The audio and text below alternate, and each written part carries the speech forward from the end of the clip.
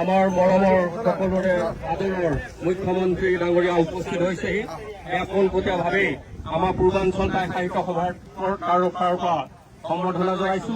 ইয়াৰ পাছতে পূৰ্বাঞ্চলে যি প্ৰাণ আহুতি দিছিল আৰু সেই মূলা গাভৰু ইয়াতে সমাধি কৰা হৈছিল আৰু এই মূলা গাভৰু মৈদানতে আৰু ইয়াৰ পৰা তেখেত যাব যিচতীয়াৰ মাধুৰীয়াহঁতৰ মূলা গাভৰু সমাধি ক্ষেত্ৰত বহু দিনৰ পৰা ইয়াতে স্থানীয় ৰাইজে বিধায়ক পদ্ম হাজৰিকা ঠাকুৰ সকলোৱে আমন্ত্ৰণ কৰি আছিলে। আজি অলপ সময় পাই মূলা গাভৰুৰ মৈদাম পৰিদৰ্শন কৰিলোঁ। ৰাজ্য চৰকাৰে এইবাৰ 40 লাখ টকা আগবঢ়াইছে মৈদামটো কিছু বাউণ্ডৰী ৱাল বা কিছু প্ৰাৰম্ভিক কাম কৰাৰ কাৰণে।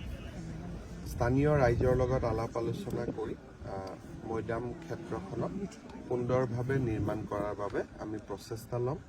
মূলা গাভৰু অসমৰ নাৰী সমাজৰ শৌৰ্য বীৰ্যৰ প্ৰতীক। আমি উপযুক্তভাৱে মূলা গাভৰুৰ এই মৈদাম ভাগ সংৰক্ষণ কৰাৰ কাৰণে ব্যৱস্থা ল'ম।